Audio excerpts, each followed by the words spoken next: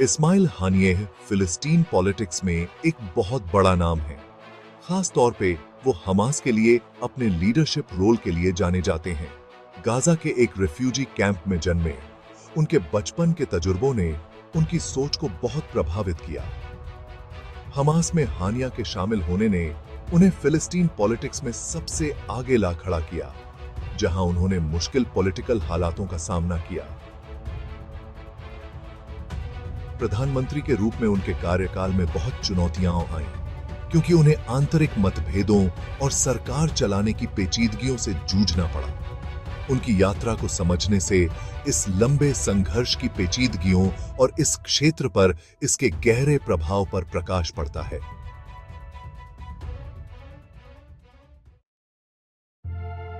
Ismail Haniyeh का बचपन उनके जन्म की परिस्थितियों से बहुत प्रभावित था। 1900 में गाजा के शाती रेफ्यूजी कैंप में जन्मे, वो विस्थापित फलस्तीन लोगों की दुर्दशा को बहुत करीब से देखते हुए बड़े हुए।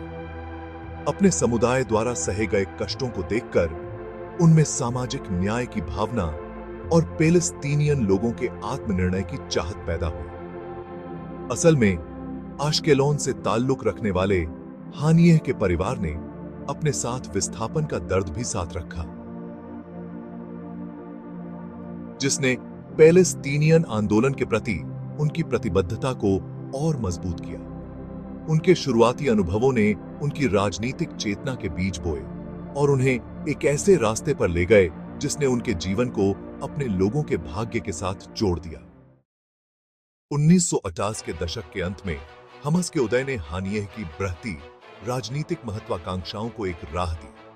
पहले इंतिफादा के दौरान स्थापित हमास ने राजनीतिक सक्रियता और सशस्त्र प्रतिरोध का एक ऐसा मिश्रण पेश किया जो हानियेह सहित कई पैलेस्तीनियन लोगों को पसंद आया। संगठन में उनकी भागीदारी लगातार बढ़ती गई। उनका करिश्मा और संगठनात्मक कौशल उन्हें इसके रैंकों में आगे बढ़ाते गए। हमास में हानियेह का उदय इजराइल पैलेस्टीनियन संघर्ष में भारी उथल-पुथल और परिवर्तन के दौर में हुआ।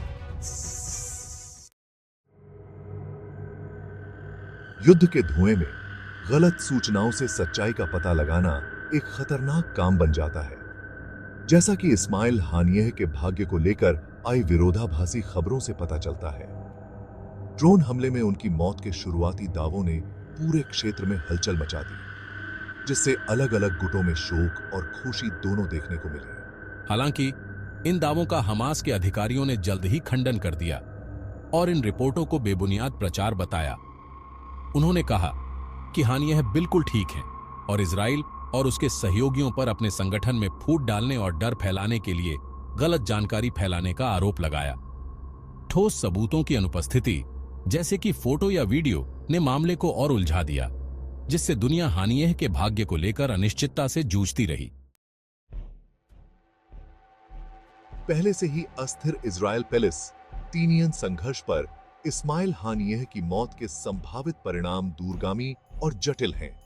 अगर उनकी मौत की पुष्टि हो जाती है तो इससे हिंसा भड़क सकती है, नाजुक युद्ध विराम टूट सकता है और यह क्षेत्र फिर से बदले की आग में जल सकता है। दुख और गुस्से से भरा हमास इजरायली शहरों पर रॉकेट हमलों की झड़ी लगा सकता है, जिससे एक विनाशकारी सैन्य प्रतिक्रिया होगी और बहुत से बेगुनाह लोग इसका शिकार हो सकते हैं। इसके अलावा हानियेह की मौत से पैलेस्टीनियन समाज के अंदर मतभेद और बेआरेच सकते हैं, जिससे सत्ता के लिए होड़ कर रहे विरोधी गुटों के बीच संघर्ष की स्थिति पैदा हो सकती है। यह आंतरिक कलह स्थायी शांति समझौते के प्रयासों को और जटिल बनाएगी, जिससे दो राष्ट्रों के समाधान की संभावना और भी दूर हो जाएगी। उथल-पुथल भरे इजराइल पैलेस्टीनियन संघर्ष से हमेशा के लिए जुड़ी इस्माइल हानियेह की विरासत आज भी गंभीर बहस का विषय है। उनके समर्थक उन्हें पैलेस्टीनियन लोगों के आत्मनिर्णय के लिए एक मजबूत समर्थक के रूप में देखते हैं, एक ऐसे नेता के रूप में जो उनके मौलिक अधिकारों पर समझौता करने से इनकार करते थे। वे गाजा में सामाजिक कल्याण कार्यक्रमों के प्रति उनकी प्रतिबद्धता और इजरायली कब्जे के खिलाफ उनके अटूट रुख को